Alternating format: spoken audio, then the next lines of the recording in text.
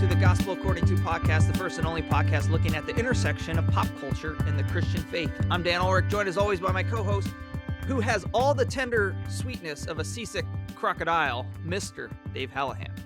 Hey, yes, that's me, throwing it back to last week. Well, I'm throwing it back because I'm wondering if you are actually the Grinch. We put up a Why? poll. Well, we put up a poll asking people what their favorite Grinch movie was. The 1966 one, the Jim Carrey one, or the 2018 Benedict Cumberbatch. And overwhelmingly, everyone's favorite movie of the Grinch is the one that I believe you referred to as hot garbage. Yeah, that I saw that. I was disappointed in that. Somebody commented on the TGAT post for the episode and said, whatever, I don't know, if your favorite Grinch isn't the Jim Carrey Grinch, you're wrong or whatever. To which I say, wrong. You're wrong. You're wrong. You're wrong, Super buddy. Chick 7854 or whatever. I don't know what their person's name was. No, I'm the Grinch. I'm fine with that. If you're listening, watching, the phone rings sometimes because we are live here recording the gospel. Well, obviously, it's not a live broadcast. We're meticulously recording over using the internet, and we will post it later, and the audience will tune in with their leisure to absorb our insightful banter. Well, thank you, Dave. So you probably know if you've clicked on this episode, unless it just came up on your feed, that this is the gospel according to the Polar Express. And for all of what this movie is or isn't, the thing they got right was that one kid is super annoying. Super annoying. And we all know that kid too. Yes. As youth pastors, we've had that kid in youth group. Several times through the cycle of every couple years. Yep. We had that kid in elementary school. That kid was in our class. You might have a nephew who is like that. Well, actually. And there's something about that trope of character that is real to life, but also in real life is almost always a guy. I don't know a lot of girls with big, well, actually energy. A little bit here and there, but yeah, you're right. I had this one kid in youth group that, he would we'd be leaf raking and have this leaf blower, and I'm like, "Do you really have to be blowing it everywhere?" And he's like, "Well, actually, I rebuilt the carburetor on this 3 times," and I'm like, "Did you though? Did you? What are we doing here? Yes. Who are you trying to impress?" Yeah.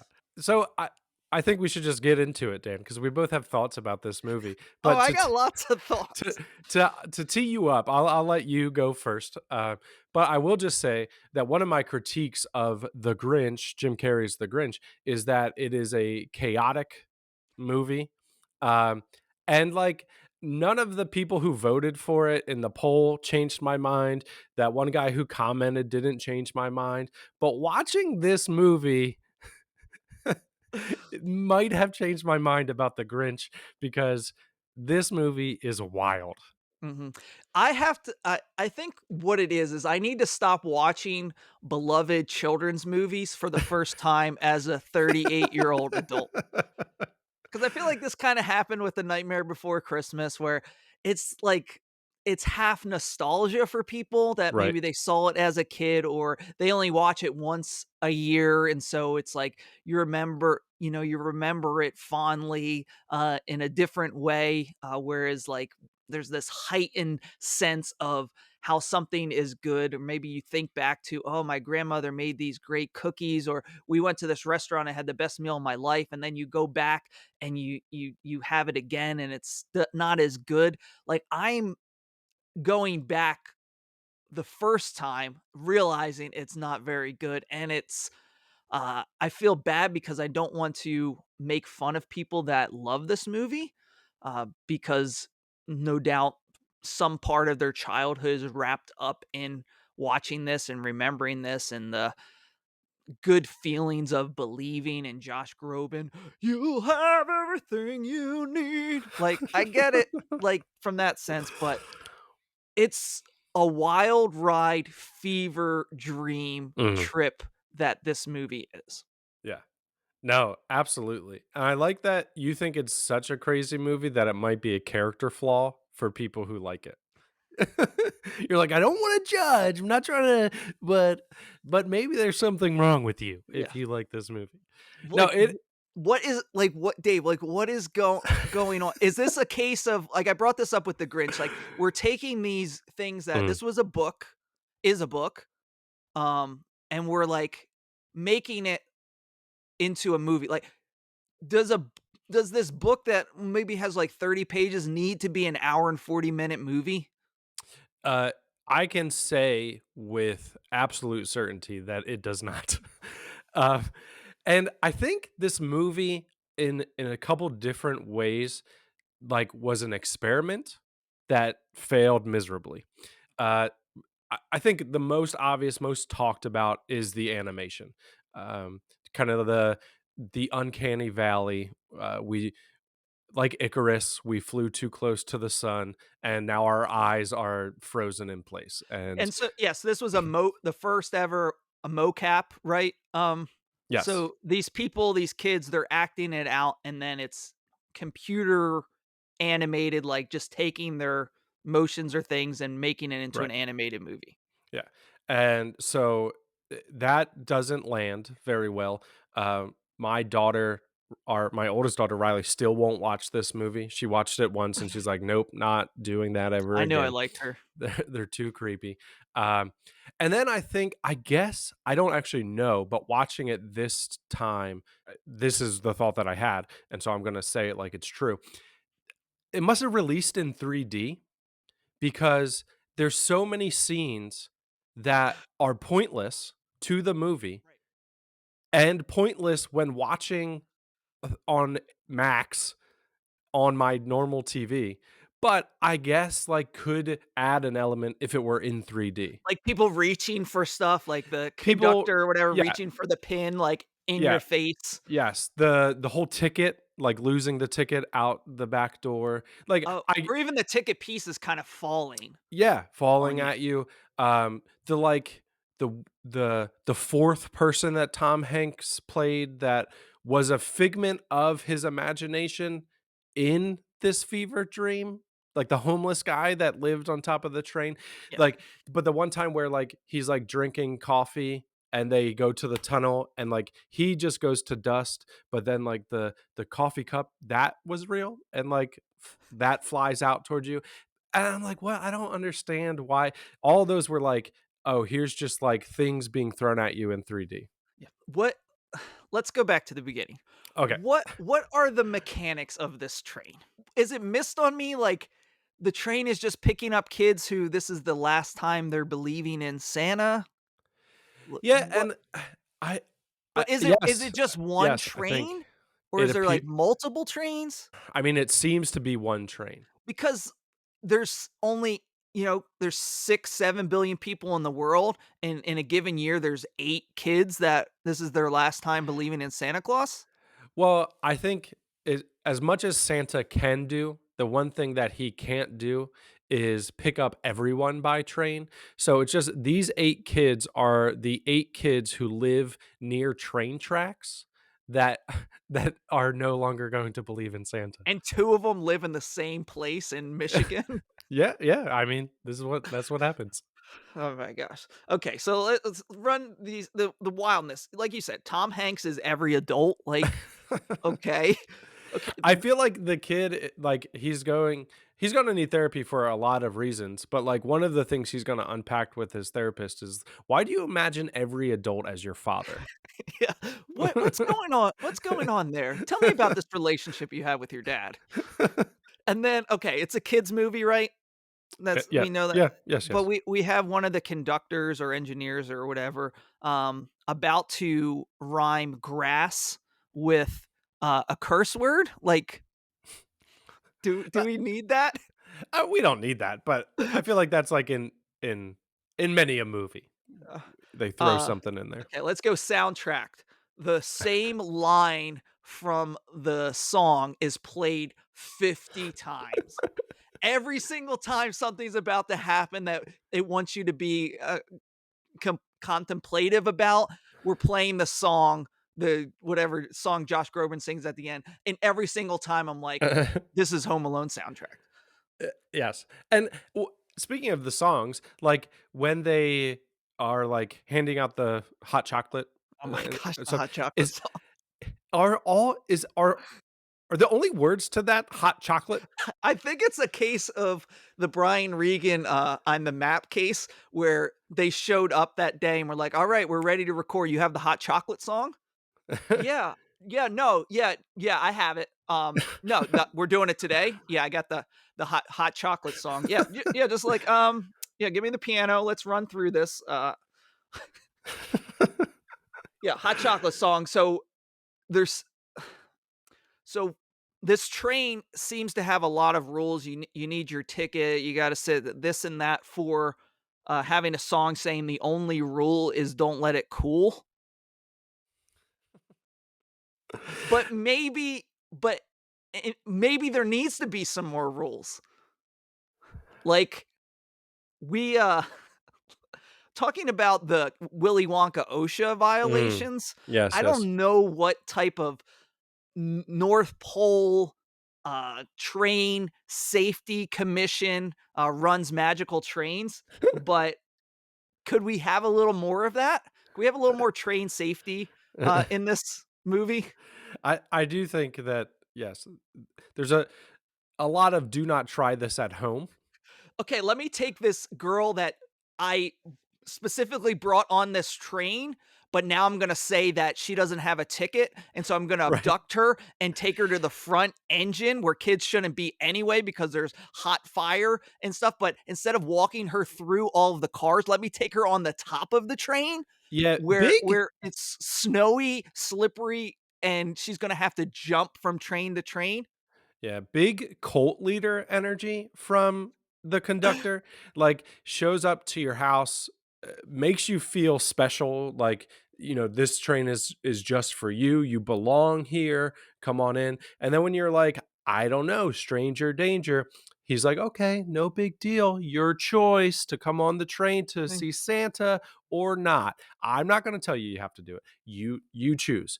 And then he starts to leave, and of course, all the kids come on, and then he's like, "Where's your ticket? Where's your Where ticket, huh?" And it's like, and then they're like, "Oh, we're you came to my scared." house." And now we're scared, so, hot chocolate for everybody, hot chocolate for everybody." Right, right. Yeah, he freaks everybody out, and then he's like, "Up, hot chocolate. Come on, guys. We need to sweeten them up here." Everybody stay seated so that I can have 8 guys with, boiling hot liquid, fling it around the moving, train. Right. "Oh, who touched the brake? Who touched the brake?" "Uh, oh, you did to recruit new members to my cult? Okay, that's fine. We're okay with this." "Bring 'em on, one more." And then at the when they get to the North Pole, talking about train safety here, the kid lightly steps on the train release, Mm, and it just happens to disconnect, and it was parked in such a way that it's now going to roll backwards down a hill. right, right. And, once again, the break comes in to, how, like, growing up as a kid, you thought that, like, quicksand was going to be a Yeah. bigger part of your Well, that life and than it being has caught on been. fire, Yeah. stop, drop, and So roll. How many right. times were we told that? Or like that, your stomach would be full of bubble gum, or that you'd be growing watermelons now, Yeah. something like that. Like, all these things that are drilled into you to make you think they'll be a bigger part of your life. I, I wonder if, like, people who watch this movie the first time they're on a train, they're like, "We didn't use the emergency brake once." I feel like that emergency brake came up like 5 different times. Yeah, and cult leader energy, he then, takes off his hat and he's bald. Like, he was trying to hide that, It's with a his hat. metaphor. Yes. It's a metaphor, but it really happened. Okay. So some other fever things, I'll just run through, this, All right. I Rapid said the fire. same song is played 50 times. Na, na, na, na, na, na, na. I'm like, "Come on." Um, So they're this huge train on the ice. It doesn't break the ice, but what does, Dave? The little wrench This little pin then or pin. falls, Yeah, like, yeah, yeah. into the ice, and it's seemingly maybe that's part of the magic train, it doesn't weigh very much, but Mm. that's gonna break the ice, um, and just talking about the Tom Hanks conductor role, not the other Tom Hanks in this movie. A We hundred do have to times he's saying, specify, yes. Santa's not gonna come, Christmas isn't gonna come unless we this train, we're running a tight ship, it's gotta be on, time." But is it a tight ship? Like, it seems like there's a lot of stuff going wrong that Little loosey goosey, gonna be honest, yeah. just with the rules with stopping, like, herd of caribou, like, this train, how many hundreds of years is it supposedly running? Was the technology even around, back then? They got, like, the 2, like, screw ups in your high school class, to become the, conductors up front. Like, this is your destiny if you continue to believe in Santa, is you're just a deadbeat who ends up being, like, the foreman on this train. He's got that Steve Matranga, beard going. He did. With, did Steve never had real long hair, Phil had long red hair, but Yeah, I mean, it was never, like, that long, it was kind of the emo, the emo long, yeah, yeah, in your eyes long, I feel of like. course. Um, and lastly, crazy thing, Steven Tyler, Elf at the end? Which, that might have been that is certainly fever dream, like, Like, 1,000%. his dad was listening to Aerosmith at, Yeah, yeah. like, earlier in the morning, But also, Steven Tyler as an elf might be the thing that works most about the movie. yes. Uh, Somehow. I don't know how that worked out, but uh, before we move on to, the reason for the podcast, the reason for the season of, Podcastmas, um, there's have you ever seen where they take, movie trailers from movies that aren't horror movies and edit them together to make them look like they're horror movies? Yes, I actually just saw Elf as a thriller on TikTok the other day. Okay, so that type of thing. I did not search to see this, but that obviously has to exist for this, and that could be the easiest edit to It's make yeah. this to cut a couple of these clips together and make it seem like this is a horror movie. I don't even know that you need to edit the scenes No, you any just have to differently. chop certain ones together. Yeah, and change the music. That's it. Not even change the music. At the end, they're singing, "Santa Claus is coming to town." Like, literally, I look up, I was, like, making our bed as I had this on. I look up and I'm like, "What?" They're the droning children softly singing, "Santa Claus is coming to town. He sees you when you're asleep." I'm like, "This is" until they kicked in with the real song, I'm like, what are we doing here?" But other It's than that, just the lulling the kids onto the train in the middle of the night in their pajamas. Mhm, We have the like you mentioned, this hobo that is just there hanging out on the train, mhm. asking if you believe in ghosts. The face is just staring at you. You're the just the beginning when I text you like this movie is wild. The kid is sitting on the train and this girl just slowly is like staring at him, not saying anything in the train seat next to him. That you have them walking through the creepy, car of all of these, like, unloved toys that are Yes, yes, yes, broken and rot like, this is the easiest horror trailer cut up ever. yes. It's true, it's true. But other than that, I really enjoyed it. You know why I think you love this? Why Bec is that? because there's a flux did you know there's a flux capacitor on the train? No, I missed that. Yeah, so when the engineer and the fireman, they're trying to grab the pin, Mhm. for the throttle, there's a working flux capacitor visible in the background, which Okay. does maybe that means the train So okay, is a time machine. maybe. And so then, because the hobo is never explained, right? We don't know who that is. Dave, what part of this Is movie is ever explained is it him? as an older well, Yeah, that's well, because that's it's the thing also that doesn't make any sense because it's Tom Hanks, but in the right. beginning of the movie, his dad is Tom Hanks, but Then his the inner right, monologue is also Tom Tom Hanks. Hanks, right, right. Yeah, I don't know, it is wild, it's wild. So Tom They're Hanks, they're in the the, like, conductor. they're in the meeting room, and they're like, "Oh, we need somebody to play this," and Tom's just like, "I'll do it." Do you know Ryan George, like the pitch meeting guy? Yes. Yeah, I need to see I hope there's a pitch meeting for this movie. I wanna go see it. Uh, The I'm gonna computer, check after this. graphics are gonna cost so much money. How can we cut Tom, I know you really this is like a passion project of yours. How can we cut movie like, how about I just play every single adult? And then they get to the end, they were like, "We got an extra $100,000. Call up Steven Tyler. Let's bring him in." I wanna see the first draft of this movie where Tom Hanks is also the wife. Right. And every elf, they just maybe he Yes. isn't every elf and they just pitch up his voice. Possible, yeah. Last thing, shout out to Maplewood, New Jersey. Yeah. Yeah, we Do you got, know what that's a reference to? I don't actually. So this is, I guess, Robert Zemeckis or whatever made this, The and director, yeah.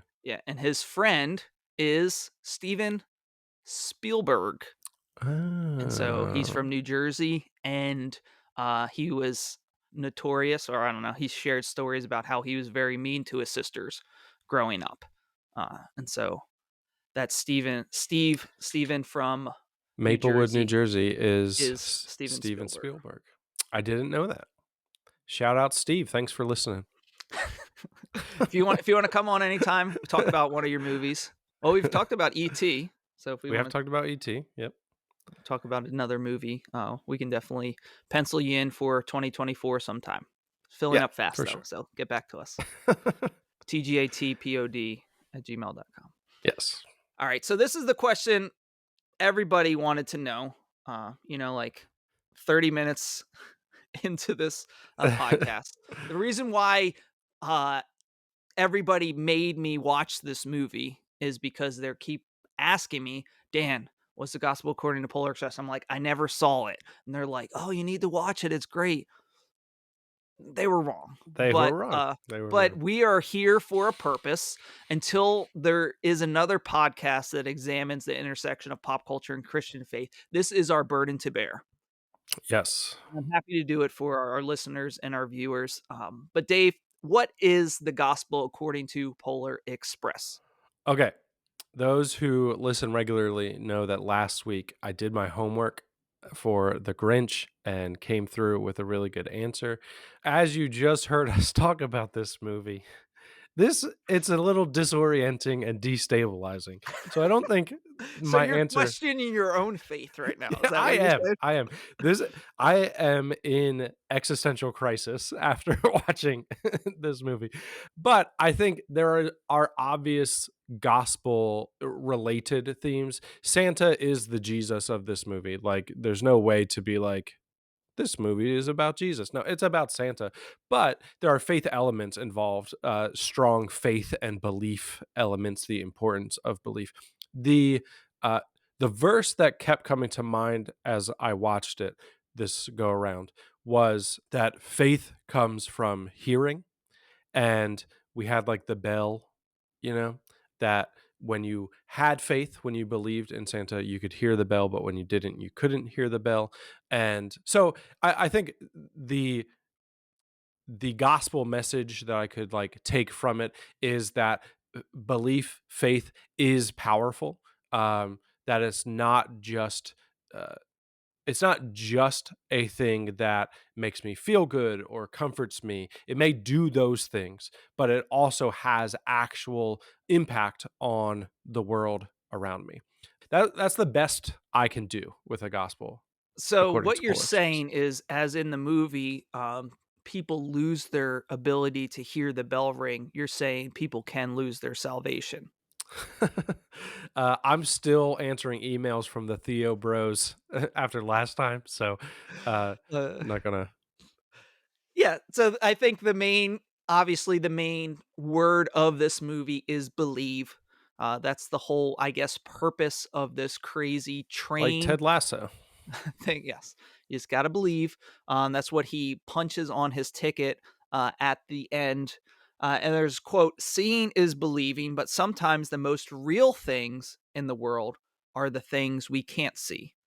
And I think as Christians, there's this idea that um was it in a DC Talk song where they have the quote where Mm, the one yes. pastor, uh, I can't see the wind, but I can see the effects of the wind.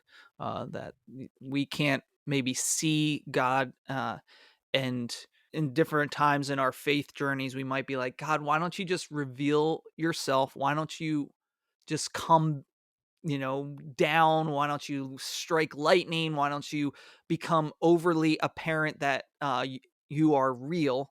But we see time and time again in the Bible and even the Old Testament that he wasn't in the thunder, he wasn't in the storm and the lightning. He was in the gentle whisper that when we kind of silence the world around us, that he will be heard. We would say that it's better for us, like Jesus, if we could just hang out with you the way the disciples hung out with you, then that would be great. That would be perfect. And Jesus is saying, no, it's better that I go because I'm sending you the Holy Spirit. That's not just going to be God next to you, but that's going to be God living in you. It's going to be uh, one that is just like me.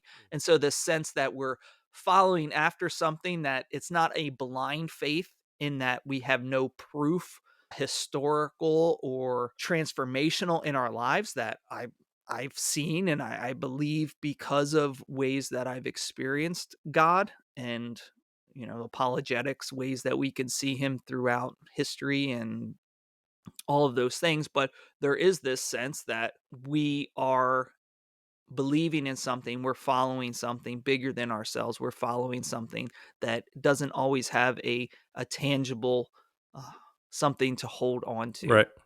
but it's good for us to believe. Yeah. I have never liked, and you said like it's not a blind faith, and I've never liked that idea of like it's a blind faith because I don't think it is.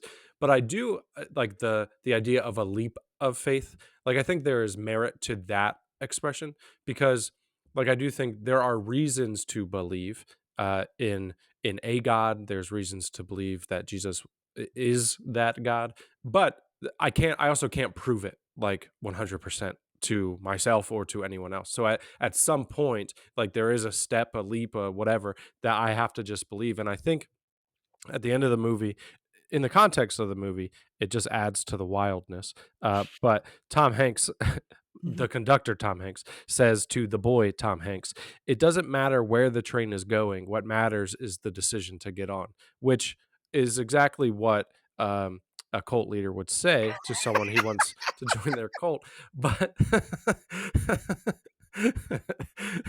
but also, I There's think hot chocolate. it doesn't matter where the trains go. We got hot chocolate, kid. Get on. Quick, come on, the police are coming. No, but I think what that did for me was say like the kid was having doubts about Santa, right? But he didn't. His mind was not made up that there Mm, is no Santa. Because if it was, he wouldn't have gotten on the train. Presumably, in this world, there are people the conductor tries to pick up and they don't get on because they've already decided there is no Santa. Um, so belief and faith, I think a lot of times in the way that we use that word is like a mental agreement that I agree with this thing and therefore I believe it or I have faith in it. But in getting on the train, it is an act of faith. It is an mm, act of belief.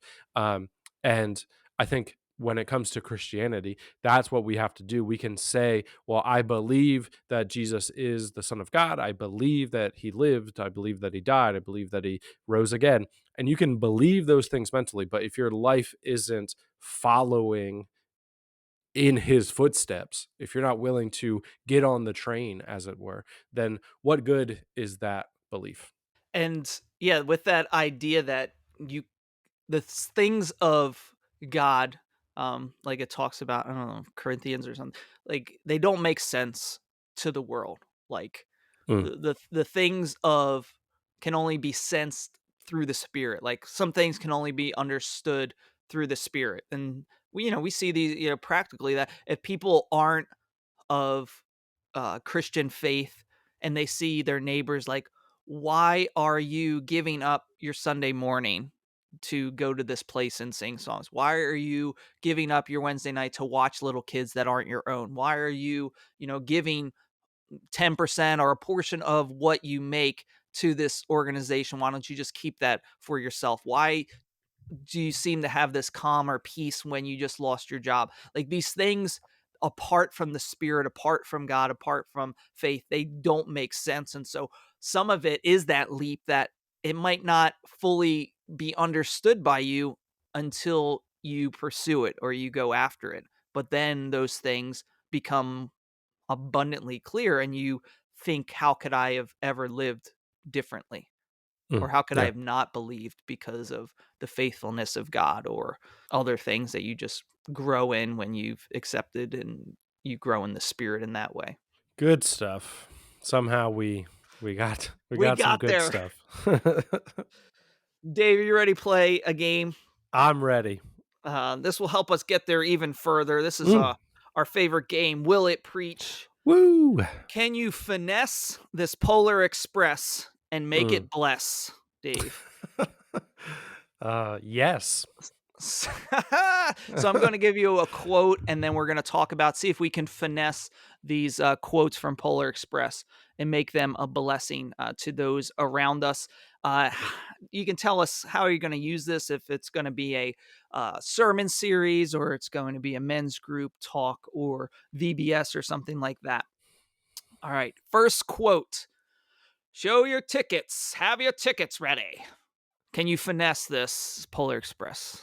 Um, this is your testimony. Your testimony is your ticket. Peter says to us to always be ready to give an answer for the hope that you have within you.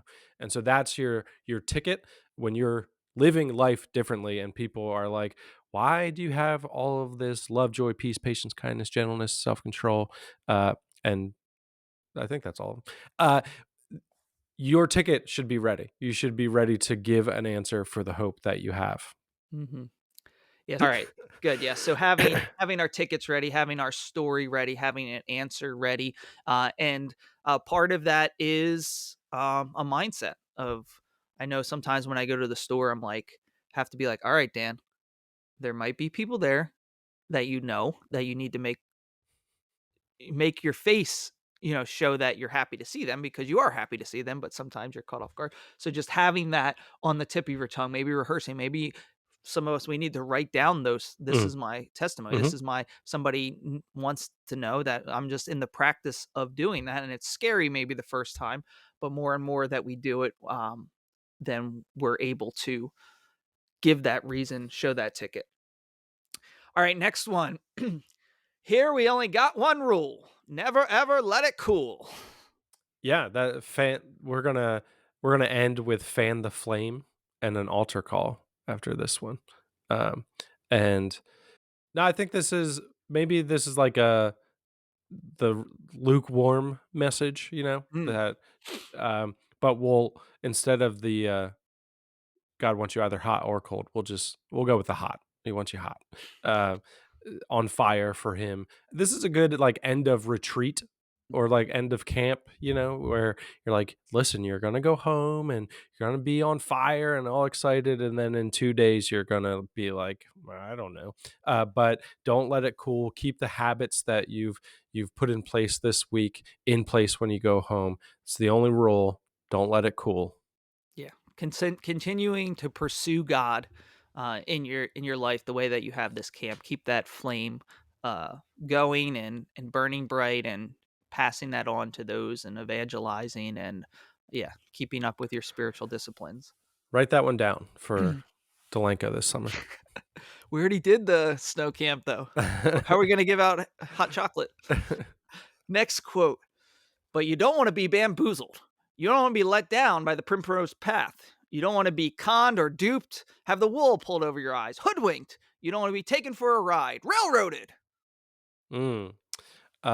Somewhere in the Bible, it says to study to show yourself approved. And I think, there is a faith that saves you, right? We're all saved by grace through faith. So there is a saving faith. Paul exhorts his churches to be mature in their faith, to grow in their faith, not to. When I was a child, I thought like a child, but now that I am no longer a child, I've put childish things away. No longer be on a diet of milk, but mature. And so I think, we saving faith is obviously a good thing to have, but we don't want to be bamboozled and hoodwinked and surprised and all the other things that you just said. So I think, we have a responsibility um, to study our faith, not necessarily in like the apologetics version, but just to be in God's word and to allow the Spirit to help us to mature and to understand more of what it looks like to live a life that looks like Christ's. Yeah, that there's this whole the what this movie is, that the tension of like wanting to believe but not wanting to be let down. And as Christians, that this whole theme of continuing to go after it. And then it's also an understanding of, okay, if the Bible's full of promises that God has for me, of what he's done for me, we should want to know about it. We should want to know what those promises are. We should want to know what, you know, that we're believing. What does it mean? Who are we believing in? What are we believing in? What does that make us if we're called sons and daughters, that we're uh, children of God, part of his family? What does that mean for me, that I can live that out, that I could pray that over my life, over my family's life? What does that mean? How I should act, how I should treat others, how I shouldn't treat others, that we're informed of all of that, so that when the serpent or the devil, the enemy comes in, and he's seeking to seek and destroy and trick, that we're aware of, no, that's not my identity. My identity is found in God. Like, you can't usurp what I know. You're not gonna hoodwink me, railroad me, dupe me, con me, because I know who I am and whose I am. All right, last one. These tickets are not transferable. This is just something you say to your youth group when you're mad at them, and when you always get, every youth pastor goes through a season, or a week at least, or several weeks, where you get kind of down on how many kids are at youth group. You're like, "Yeah, if I were doing things right, more kids would be here." And instead of like, you I don't know, not thinking that numbers matter only, or just being introspective about what could we be doing better, you blame the kids. That's obviously, it's their fault. And you make sure that they know that just because you're here doesn't save your friends. Okay, these tickets are not transferable. When you die and get to heaven, can't be like, don't worry, Jesus, they're with me, because they don't have tickets, and you need to bring them here so they can have tickets. So I'm not saying this is a good preaching, but it will preach. Well, I think in the same vein that it can be like, because maybe for the same youth group kids, just because your parents have come to church, just because they believe in God, it doesn't mean that you need to have a faith of your own. You Mm, need to have your own ticket. You need yeah. to believe this for yourself. And I think it maybe more a more helpful answer than I gave before, and playing off of yours, is yes, like that is true of me, that's true of every individual. Like, you can't ride the coattails of your parents or your spouses or whatever, somebody else's faith. But also, I'm thinking about it as a parent, right? Like, I want to raise my kids not just in a way that's like, don't worry, your dad's a Christian, i I got it all, like, if you have questions or concerns, just ask me and I'll be able to answer. I want to raise my kids in a way that lets them know that they can find these answers for themselves, that they can think for themselves, that they can come to know Jesus for themselves, that I'm not their high priest that intercedes on their behalf, Mm, and that their relationship with Christ has to go through me. You can have that yourself. And so I want you to know that my ticket is not transferable to you, but you have access to a ticket. So come and get yeah. Thank you for joining us on this wild train ride. Uh, the gospel according to. Remember to follow us on all social media platforms that exist or have ever existed: Instagram, Facebook, X, Twitter, TikTok, YouTube at TGAT Podcast. You can listen to us wherever good podcasts are found, including iHeartRadio. Yeah, we're on iHeartRadio now. Mhm. Thank you for sharing the gospel according to with your family, friends, or a creepy hobo that makes coffee from a sock. What is this movie? You can also send us a mailbag question on social media, or by giving it to your local train conductor. Or by emailing tgatpod@gmail.com. We'll read that.